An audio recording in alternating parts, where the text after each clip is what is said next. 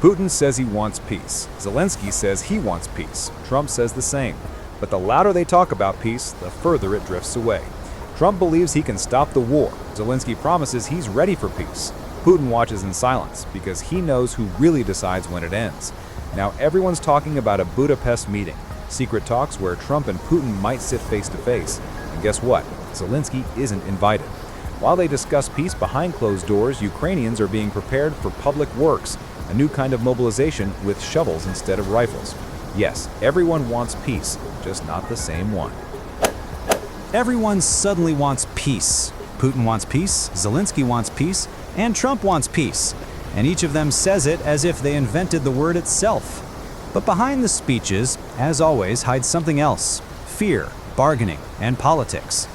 Trump steps onto the stage with confidence, saying he can make Putin stop the war. 2.5 hours on the phone, smiles, hints, and classic Trumpism. Loud promises and zero commitments. Putin listens calmly, without emotion, like a man who knows that time is on his side. And Zelensky flies to Washington repeating his mantra: "We're ready for peace." The pictures look perfect: flags, smiles, handshakes. But in reality, Ukraine isn't even at the table anymore. Trump and Putin plan to meet in Budapest face-to-face, while Zelensky will join online as a spectator, not a participant. A symbolic scene, two men deciding the fate of the war, while the third watches from a video screen.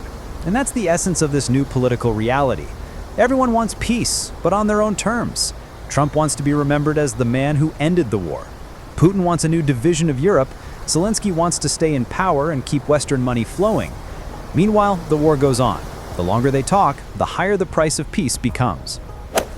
Zelensky's visit to Washington looked more like a show than a diplomatic mission. No American delegation greeted him, only his own aides, Ermak and Stefanishina.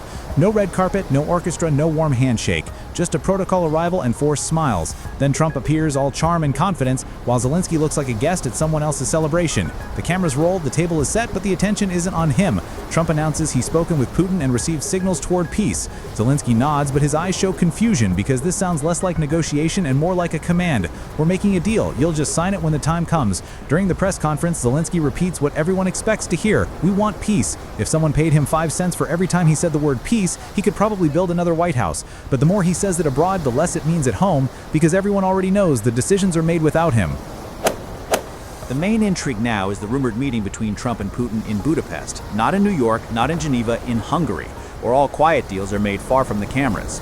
According to insiders, Trump wants to meet Putin one-on-one. No press, no advisors, no third parties. Zelensky will be connected via video, not as an equal, but as an observer. That alone says everything. Ukraine is no longer shaping the agenda. Why Hungary? Because Viktor Orban has become the loudest voice of European realism. He says openly that Ukraine can't reclaim all its territories and that it's time to negotiate. Budapest is the perfect neutral ground for everyone who wants to stop the war without admitting defeat. Sources say Trump will present a peace formula, a frozen front line and divided zones of control. Exactly what Putin wanted, and exactly what Zelensky fears most. In that scenario, Ukraine loses territory but keeps the illusion of negotiations. For Trump, it's a PR victory. For Putin, it's recognition. For Zelensky, it's another Zoom call. A political theater with assigned roles and Ukraine as just the background. While leaders talk about peace, Ukrainians face a new reality: public works. That's the official term for what is essentially forced labor under martial law. The government now has the right to assign citizens to help maintain national stability. Translated, free labor. Anyone physically able can be drafted for these tasks, even those not eligible for military service. Message is simple: if you can't fight, you'll dig. If you can't dig, you'll clean. And all of this wrapped in patriotic slogans about unity and love for the country. No one explains why this is needed now if the war is supposedly close to ending. The truth is, it's not ending. When the state starts replacing jobs with shovels, it's no longer building the future, it's surviving the present. That's the real cost of peace, not signatures on paper, but people forced to work for free while being told it's for the motherland. While real soldiers return from the front lines, the TV screens fill with new faces: bloggers, influencers, and frontline experts. They don't fight, they perform. They call themselves digital warriors and tell others how to be brave from behind a camera. One of them, a bearded blogger named Petrov, says Ukraine must live in a permanent state of war like Israel. Bold words for someone who's never seen the front. He forgets that in Israel, politicians' children also serve. In Ukraine, only the ordinary citizens do. This new media army of talkers is convenient for the government. When real heroes get tired, you create artificial ones. People who preach patriotism but risk nothing. They replace reality with motivation and feed the illusion that the war is eternal and noble. A new kind of Ukrainian hero. Not a soldier, but a storyteller. Not defending the country, but defending the narrative. Autumn brings not hope, but exhaustion. The economy is collapsing, budgets are empty, and Western support is thinning. People no longer wait for victory, they just want quiet nights. The government talks about peace, but prepares for survival.